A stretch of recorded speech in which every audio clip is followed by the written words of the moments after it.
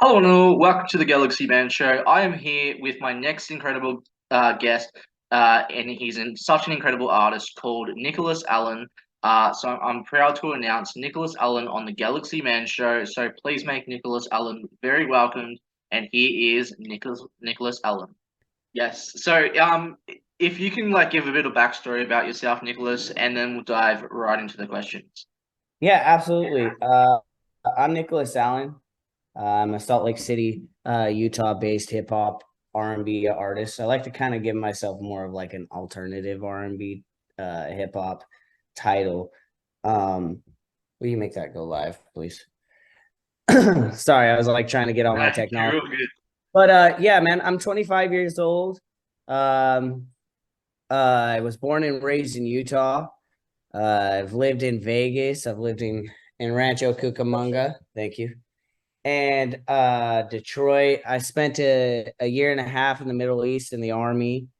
I spent 6 years in the Army. I don't like to really talk about that much, but I mean, it was such a big point in my life, because I joined to kind of get out of my situation with my mom, who was a heroin addict and drug dealer.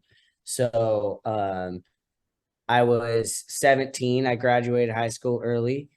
I really loved music. I had finally like recorded my first song, which was trash, by the way. When I Okay. was 16, it was absolutely trash, man. I used to go by what did they call me? My friends came up with a name called Soton because my full name, excuse me, my full name is Gregory Nicolas Allen Caton Jr. So I was like, they called me Soton for some reason. And it was trash, man. I was like, they call me Soton. One of those. Oh, it's so bad, man.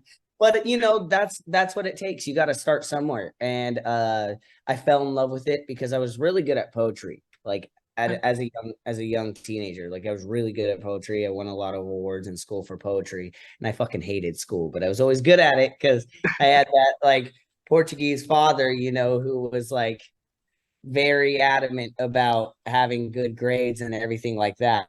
So, but yeah, that's a little backstory about me.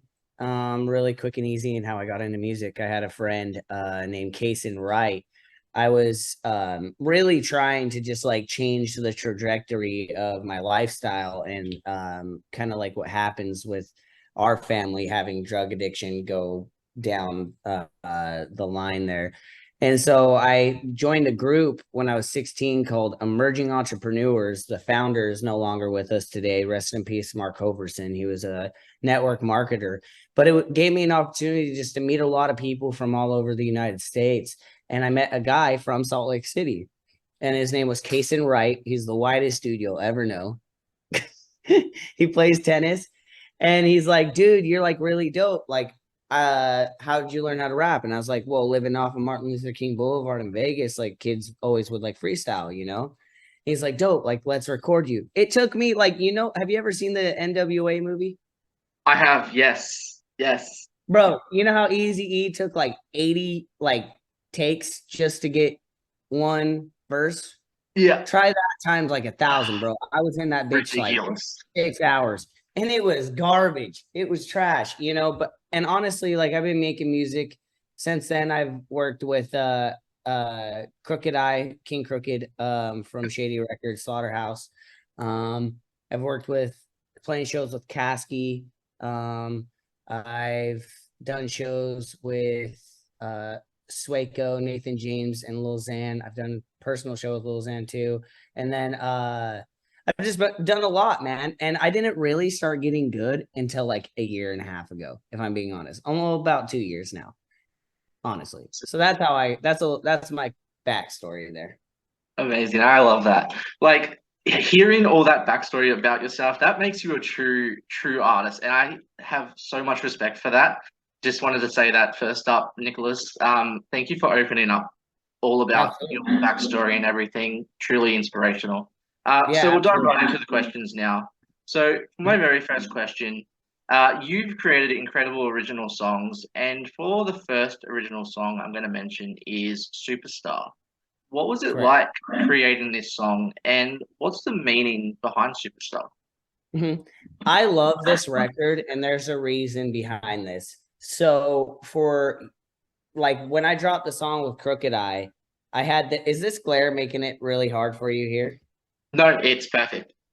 Okay, well, we'll just go right here just in case.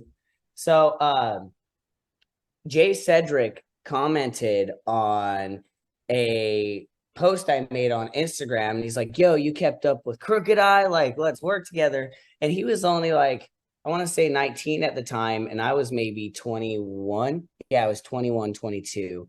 And I was like, okay, bet.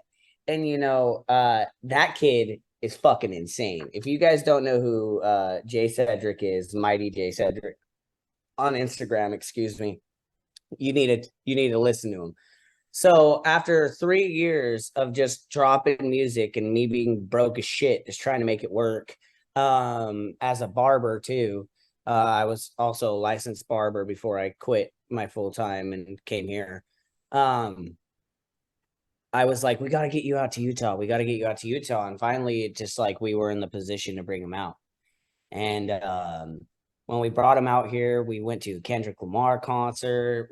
I took him down to Vegas, St. George, Utah, just hiking and just experiencing things outside of Georgia because he's never really experienced anything outside of his like little southern nook, and it was just really exhilarating. And then one day I was like, I'm gonna find us a beat. So I was just looking through beats and I found the beat and I kind of just like on a TV.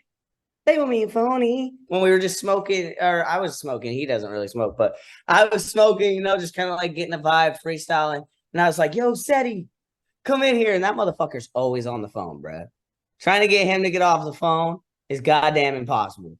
So he's like, wait, hold up. No, it's like, no, you need to come now. So he comes in the room and I was like, listen, I was like, tell me how you want now. Tell me how you want me. Seen that as in 3D. And he just starts going off on a freestyle. And we're like, yep, this is it. Hour later, we were in the studio, and most of my stuff on that song, actually, I think all my stuff on that song specifically are freestyle.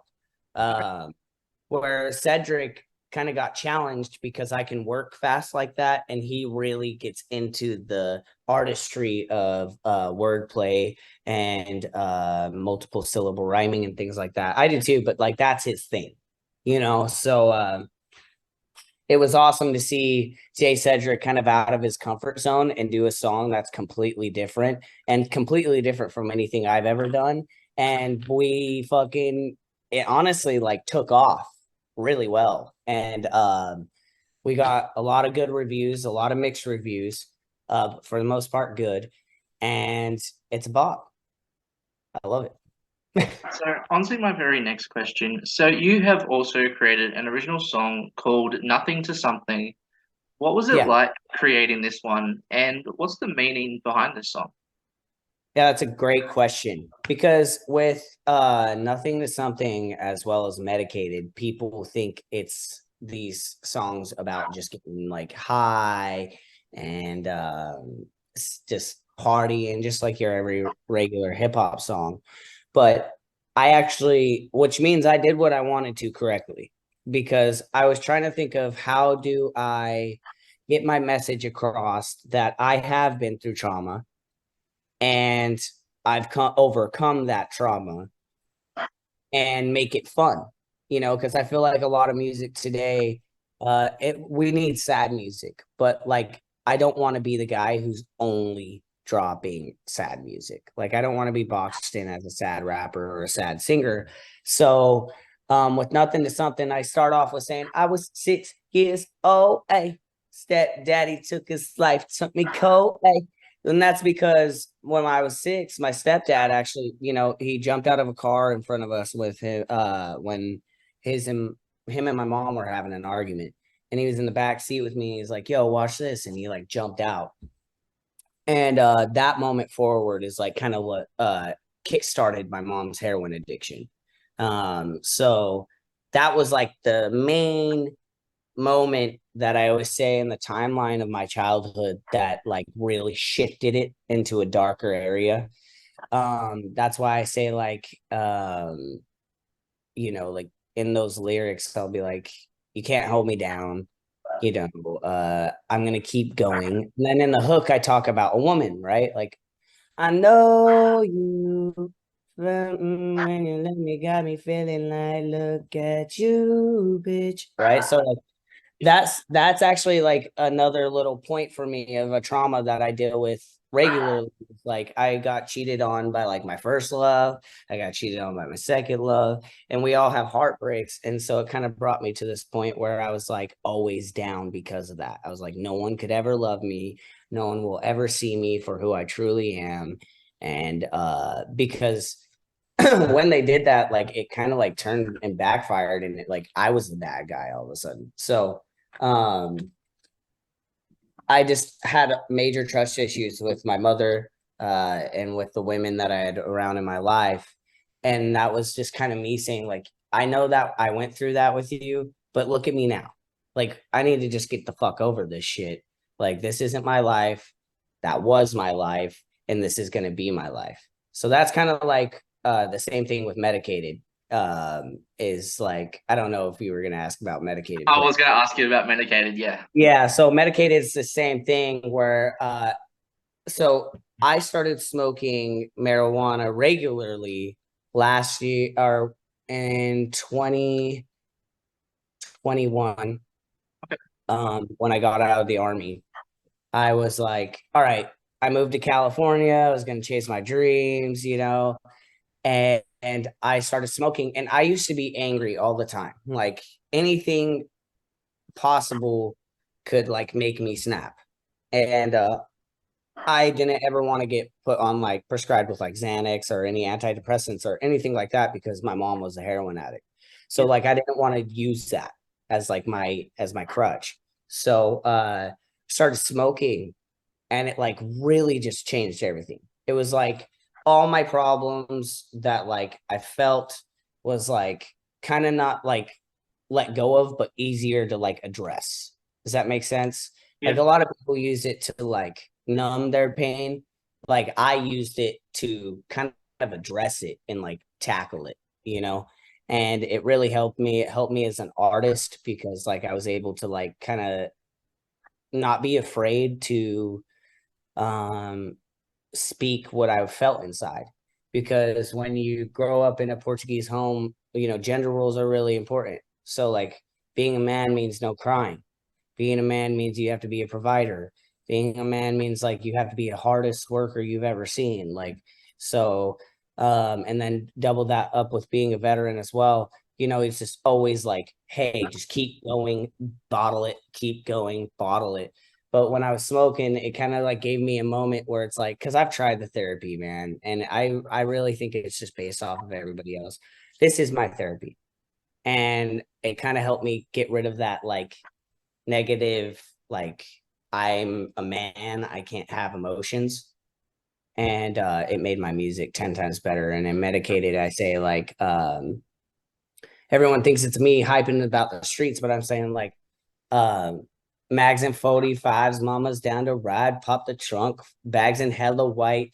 I'm just like, fix your fucking tie, bitch. It's fucking time. Ooh, fuck it. Don't know nothing. That's like saying like, ooh, fuck it. You guys don't really know anything because like all these people are always like, oh, that street life is hard. Like I want to be street. And these people aren't street. And the people Yeah. that are street are like, yo, fuck this shit, bro. Like, fuck this shit. I want to get the fuck out of here. I hate every moment of it. And that's kind of like what I was saying. Is like, I'm just celebrating getting high. Like, I'm smoking hella blunts, doing what I want now because I'm not afraid I'm going to get shot if I go to 7-Eleven and get a fucking Slurpee and some fucking hot dog or something. So it's just like, if people actually listen to the lyrics, they'll hear it's me like kind of trying to get a positive vibe across, but everyone thinks it's just me getting twisted, but it's cool. They're bops. You're a true artist. I'm getting so much good vibes off you, Nicholas. Like true to the fact, Thank like you. as I said before, like you are insanely talented and you let your feelings out. That's what a true Thank artist you. is meant to be. And I respect it a lot about you as an artist and highly recommend everyone definitely go give Nicolas one amazing support. We need more inspiring artists like Nicolas in this world. So I just want to say that. For the next question I have is, you've also created a song called "When I'm High." What was it like creating this one, and what's the meaning behind this one? I light a joint, huh? Sorry, that was my dog. I have a cute little Boston Terrier. She's awesome. Okay, I actually have a dog barking right now. She's like a Shih Tzu. She's Oh, outside. really? Yeah, Phoebe, she's come here. super cute. Come here. Watch, yeah, I'll let you guys see her. This is Phoebe. Right here, this is my baby. She goes with me everywhere. Super cute. Hello, Phoebe. Say hi. Hello. Say hi. Oh, thank you. Okay, Super go in cute. your kennel. But yeah, man, Rachel, could you hand me that Red Bull, please? When I'm high is like, I was really scared about when I'm high. And the reason being is I was going through thank you, a hard like writer's block stage, right? And I couldn't get out of it. And I was like, fuck, dude, I'm here on the day of the studio with nothing, nothing. And so I was just sitting in my car and I was just smoking. Thank you. And I was just like, fuck, bro, like I'm so disconnected. Like my traumas and my problems are making me so disassociated from any type of like romantic relationship, and I'm okay with that. Like I've come to terms with that because I genuinely just love experience. So I think just experiencing going on dates with like one woman for the rest of my life, it kind of like hinders my art as an artist. Truthfully, like within myself, everybody has their own influences, and that's my influence. Everything that I talk about, I put it in the metaphor of a woman, and it could be about fucking sports. And I'd still probably try to put in the metaphor of a woman because I was raised by women, you know? And so that's like all I really know. But I was just sitting there and I was like, fuck, dude, if I'm not like high, I don't like to be touched like at all. Like, don't, it's like, it feels icky to me. It's like people all over me, gives me anxiety. It makes me like not want to be touched. And then I'll have like one or two hits of a joint. And then I'm like, okay, like, why is my anxiety's gone? And now I just want to love everybody.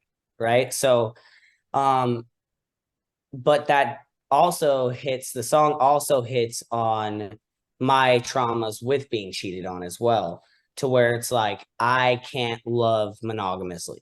Like I'm non-monogamous and ethically, and like I realize that's from my past trauma relationships with my mom starting and then like going on to like relationships with like the women I love and have romantic relationships with. um so that's why I say, like, take your ass to France, away we menage a trois.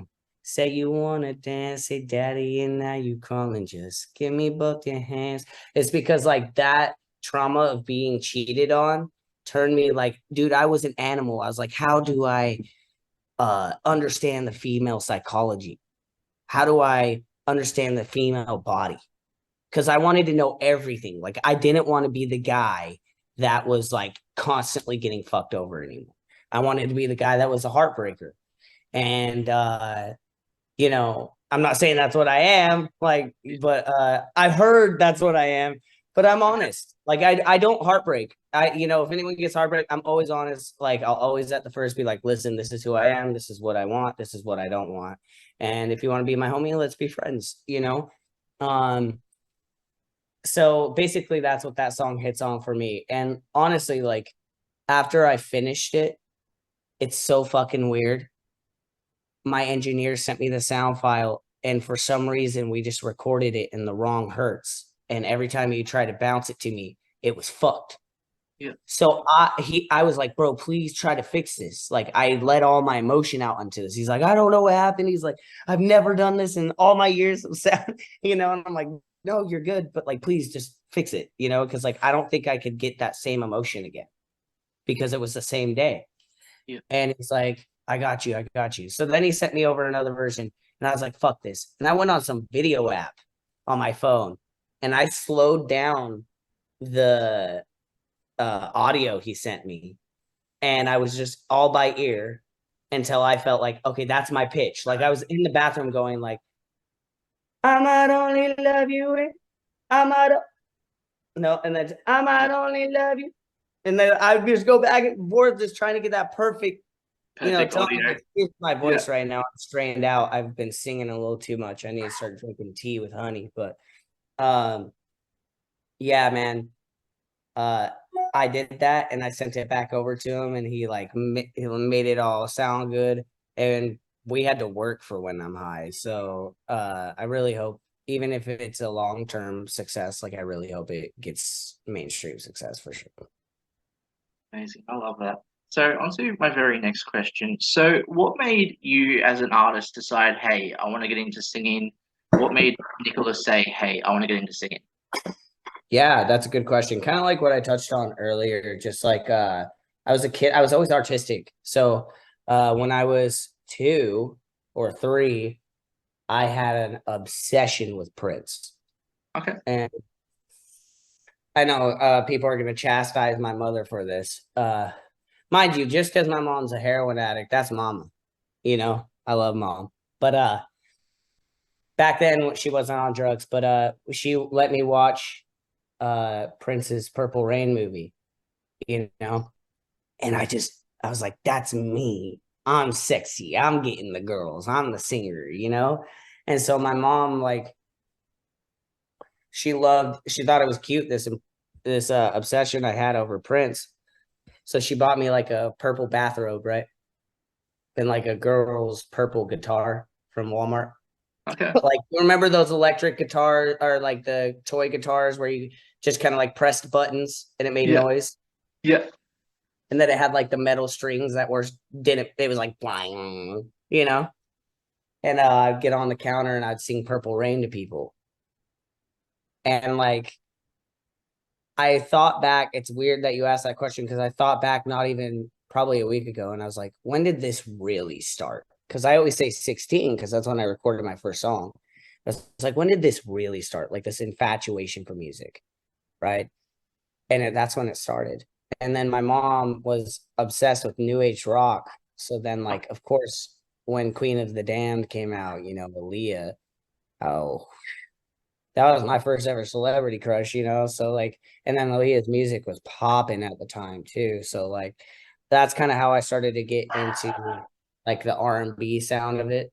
And then my dad was huge into like hip hop. Like, of course, Eminem, 50 Cent, Obi Trice, the rest of G Unit, rest of D12, uh, you know, just all those shady records, guys, and Missy Elliott, Eve, just like Timbaland. Uh, Music was just so rich. It was so rich at that time. And I feel like I'm so blessed to have been raised as a young child in that time, because it's like that is what influences my brain. And it's healthy for the most part. The beats were just so raw, man. Sometimes I go back and I'm like, God, Timbaland was so ahead of his time. But like, and he still is, respectfully. But yeah, then fast forward, I kind of like just wanted to act, you know, because I like acting too. That's why I do most of my albums in a movie segment. Um, and I love directing and writing. So I around 12, I started to get into like poetry, and I started winning competitions at school for poetry contests.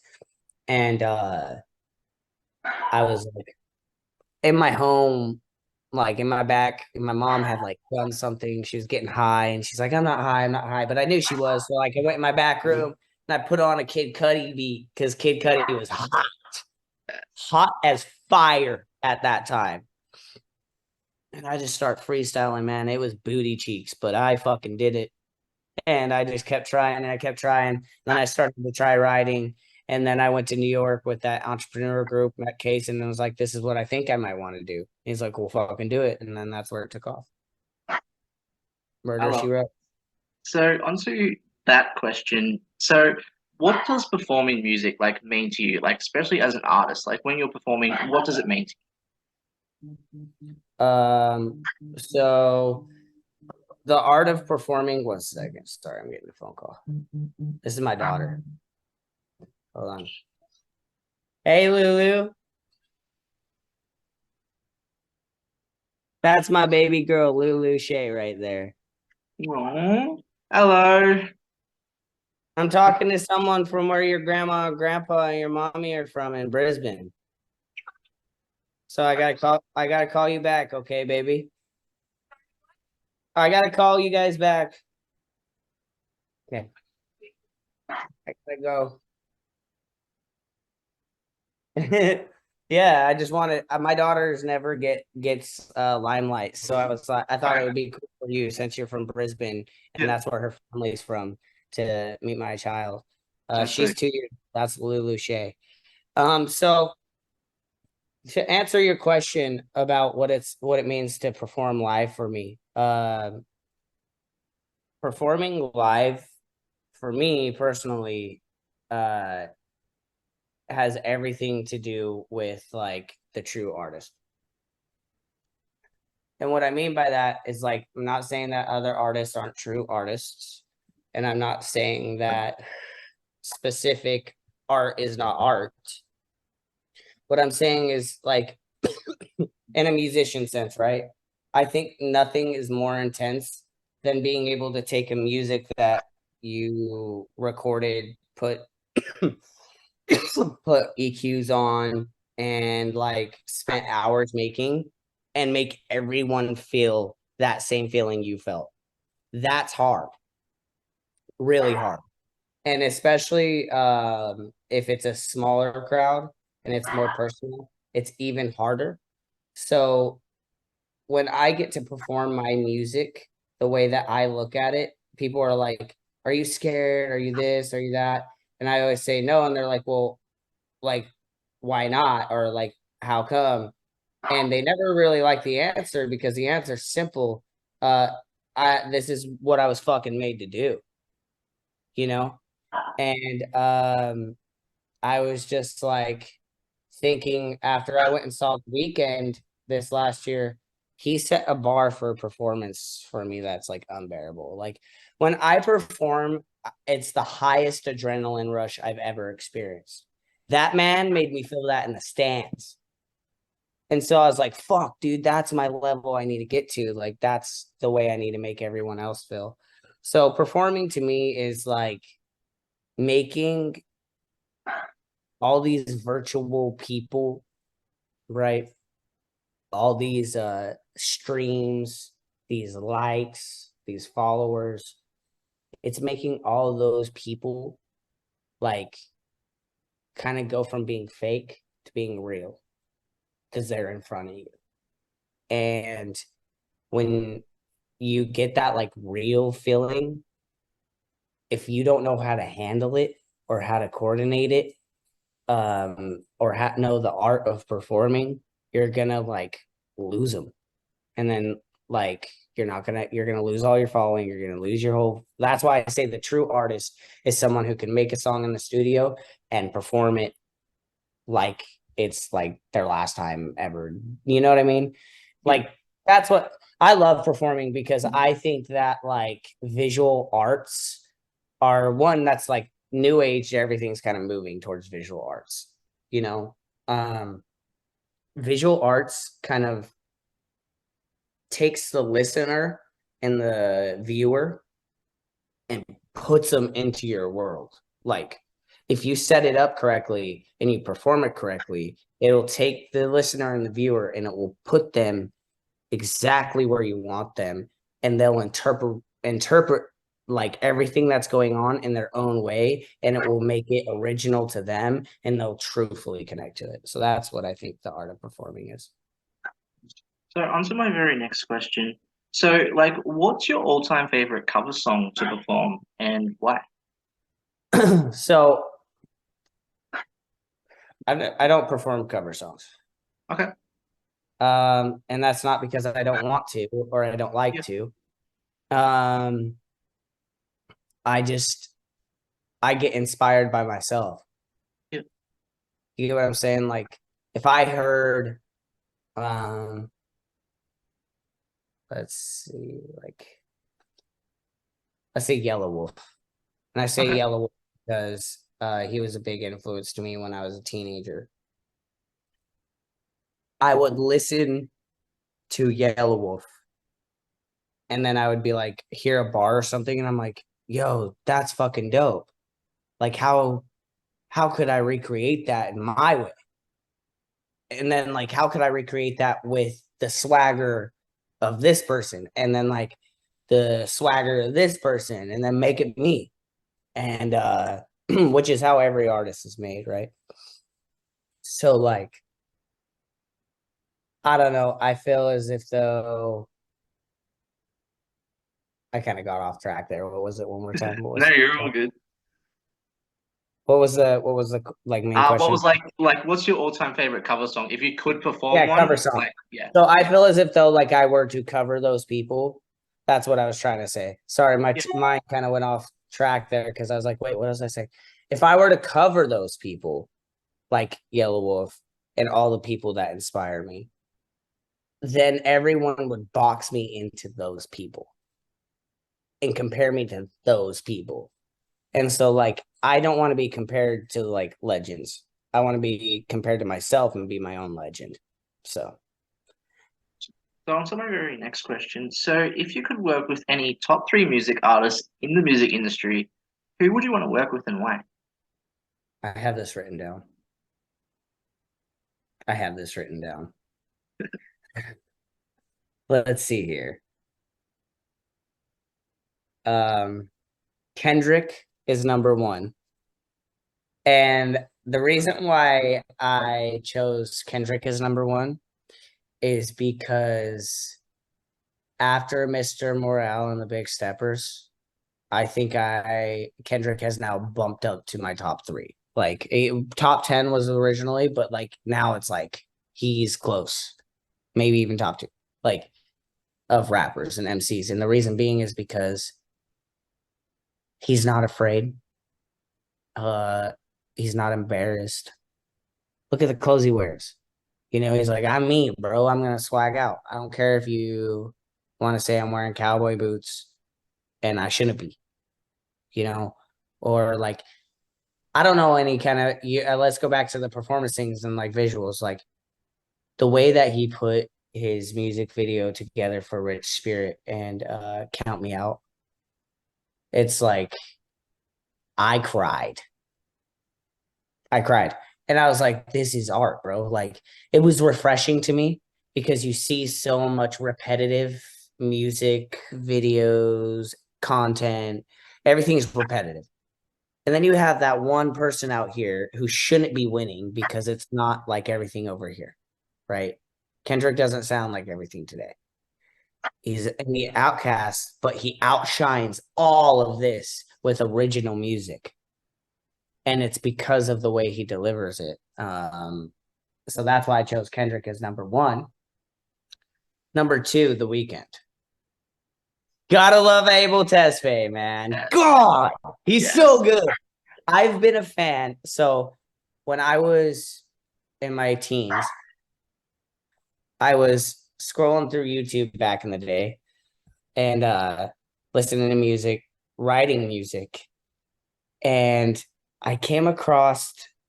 I want to say it was Thursday or something like that. But his three mixtapes were there. He hadn't dropped Trilogy yet. No one knew what he fucking looked like, right?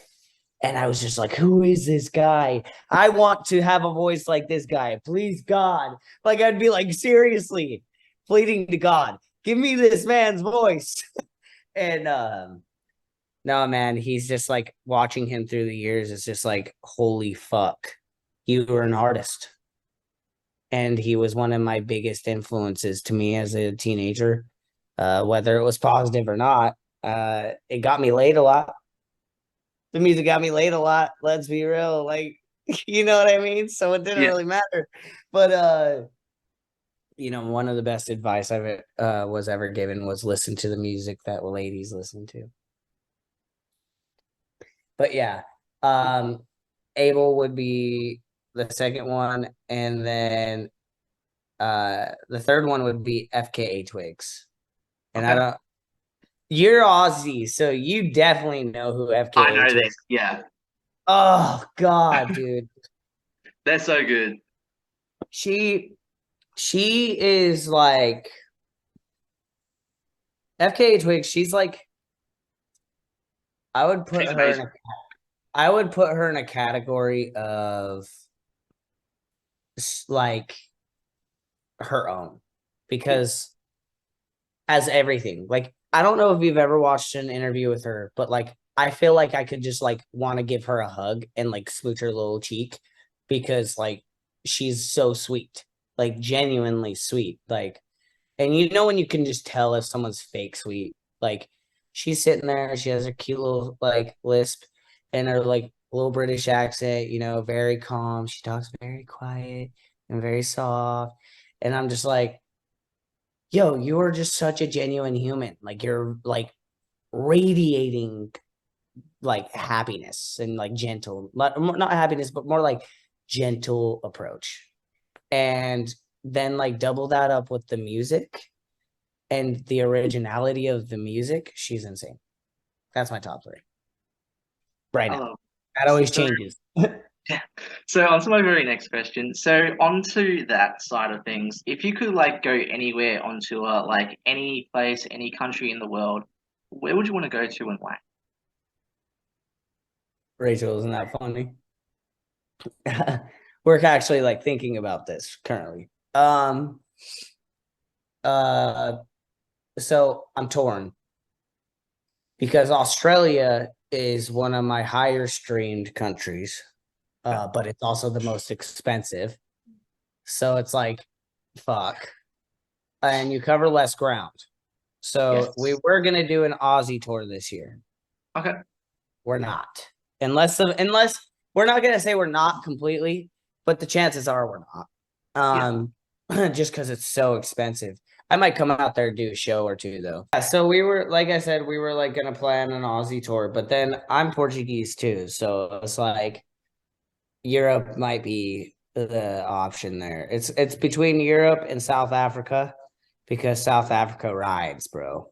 South Africa is always on my shit. So that's one place that I might even just go peep and pop in because it's like South Africa. I mean, it's easy to get to. It's you don't need your passport, visa, or anything. So, um, but Europe, we'd probably hit Portugal, Spain, France, Italy, UK. Is that what we Okay. said? And I think Poland and Norway, if I can remember correctly. But that's like the if we do a Europe tour, that's what it would probably look like. Amazing. I love that. So on to my very next question. So what advice would you give to upcoming artists that want to get into singing? And yeah, what advice would you give them? People who want to just even get into singing, first of all, listen to your idols. Like listen to the your influences influence and like study that guy or that woman.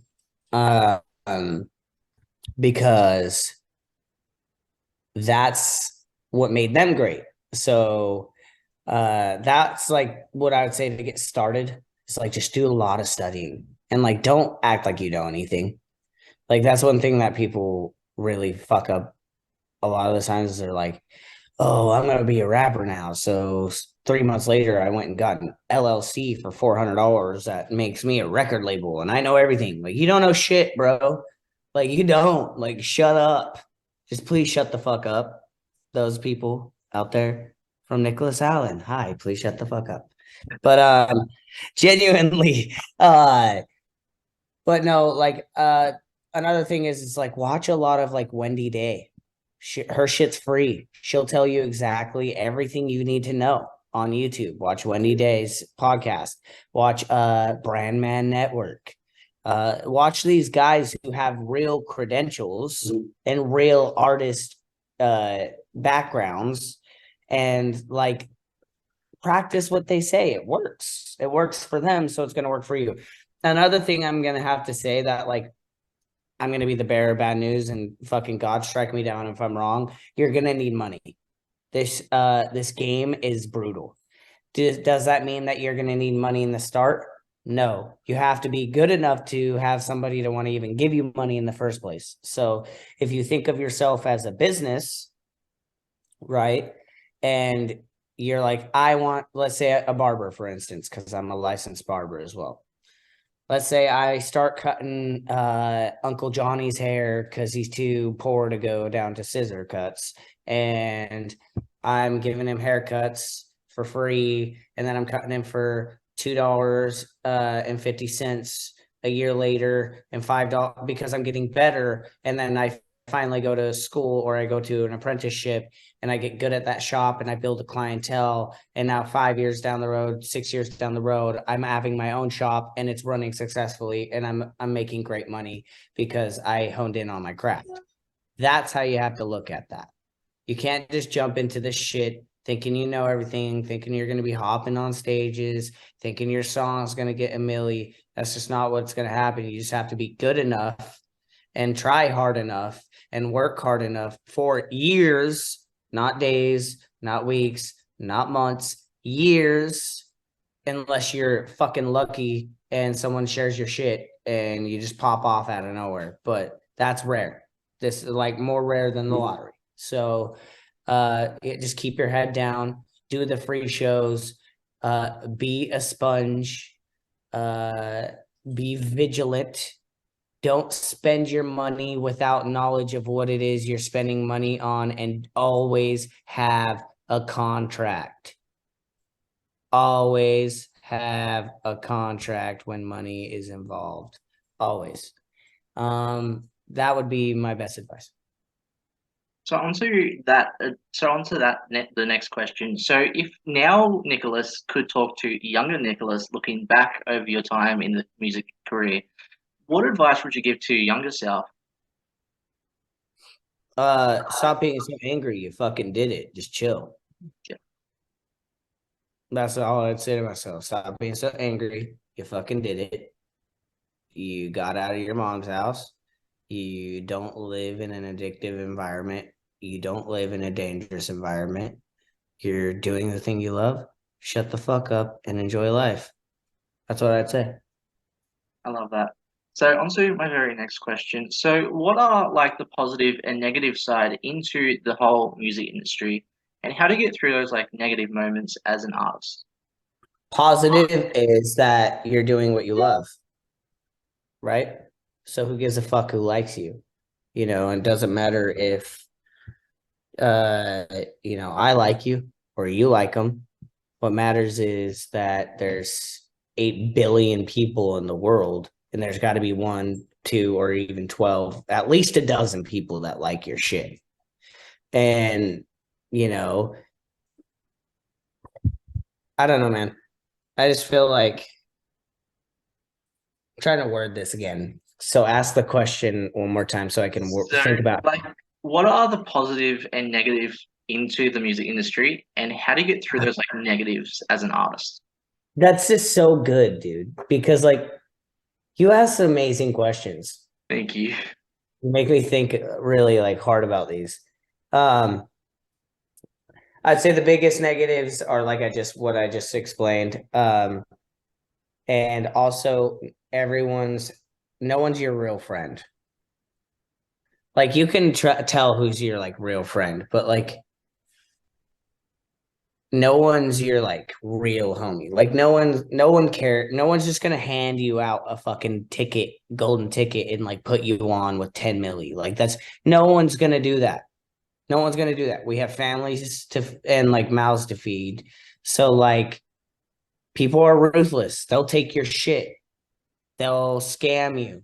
Always look at the emails. Always check the email. Make sure it's a valid email. Always check to make sure like you go and make sure that person doesn't have a legit verified Instagram before you give them money. Like there's people like that. And how you get through that is staying vigilant and not being a dumbass. Genuinely. Like just don't be a dumbass. Just, oh, this seems like kind of weird. let me just like, before I respond and get excited, just like don't lead with emotion, lead with fact. That's the biggest thing. That's how you get through it. The positives of the industry is you have the ability to connect with like-minded artists, and there are genuine, loving people out there who genuinely just want to know who you are. And most artists, they feel alone. And there's people that will help you not feel alone if you like radiate that happy energy and you're not always negative and you're not always complaining and you kind of have just a kick-ass attitude. That's the positives of the music industry. And let's be real, is like, who doesn't want to do what they dreamt of doing and to be financially free? Like, that's fucking kick-ass, in my opinion. That's my positives. I love money. Like, people will be like, money doesn't buy happiness, blah, blah, blah. I love money. Like, I don't care what anybody says, bro. When I look at my account and there's a fat amount in that account, I get excited. I don't even want to spend it. I just want to look at it. You get what I'm saying? I just like, this is sick. So like, that's the positives in my opinion. And how to get over the negatives is just really just being able to reflect with yourself and be real with yourself and lead with fact and not emotion. I love that. So on to my very last question. So like, what's next for you for like the rest of 2023? Anything that you would like to announce on the show? Yeah. Fuck it. Should we announce it? Do I get the green light? I gotta ask my manager. Okay. So for 2023, we are dropping a album called The Lessons of Mr. Caetano. We don't have an exact release date yet, but it will be within the next few months. It will have a short film segment with 2 or 3 continuation videos after the short film. And then we're currently shopping a tour. So if we don't find an American tour to get on with an established artist already, we're just going to take our music to Europe. And we're going to pay for our own tour in Europe, and we're going to do a tour in Europe. So I love that. Well, I just want to say thank you so much, Nicolas, for making the time and joining my show. It has been such an honor and privilege having you on the show for today. I just want to say, by the way, my brother owns a clothing brand called Munted. I want to promote this and tell you about this because you're amazing. Thank you. Would you like? He does like shirts and hoodies, and he actually has the word "Munted" on the shirts and hoodies. Would you be keen to have one? Fuck yeah, I'd be keen to have one of those. Okay. I'll actually discuss with my brother. I'll show my brother this interview too, and see if he can message you and hook you up with a hoodie or shirt. Absolutely, and I need you to explain to all the Americans here when I say you sound really bogan. I am from Logan, Bogan. He's fucking bogan, guys. That's like country accent in America. Yeah. So yeah, thank man. You so much. Well, thank you so much, Nicolas. Do you have like any last final thoughts that you'd like to share to people on the show? Yeah, actually I do. Like I said, the biggest advice I could give you is lead with fact, not emotion. Be the one who observes before they speak. Think, execute. That's all. Think and execute. Think of something and then execute it. Because if you delay it, you overthink it, and you just don't make it happen, it's going to go away. So execute on that artistic thought, that business idea when it's still fresh. So that way you can use that as like a momentum, because once you get it started instantly, now you're just continuously inspired as you continue to go. So that's the last thing I'd like to say. And I'd like to say we're all rogue bandits now.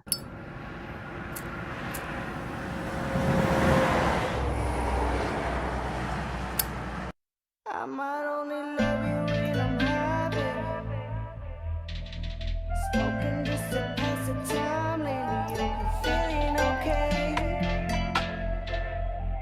You feeling okay? I might only love you when I'm high, baby. I might have to do the time, baby. Neighbors think I'm doing crimes, baby.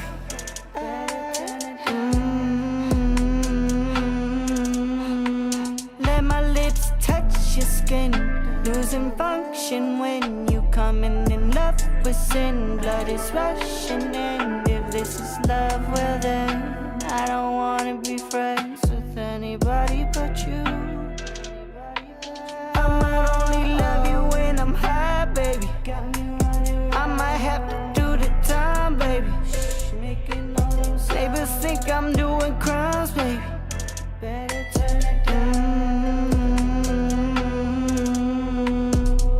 Let your head down, pretty mama, breaking in my bed now. Never wanna take bread now. Switch positions, head down, bring my mistress, got you feeling blessed now. Put you on the desk now, take your ass to France, away we menage a trois. Said you wanna dance, say daddy and now you crawling. Just give me both your hands, I promise that you'll be all in. And we'll fuck till the morning, till the morning.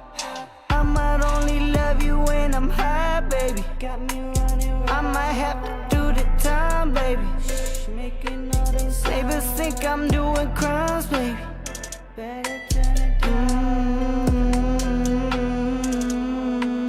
I might only love you when I'm high, baby. I might have to do the time, baby.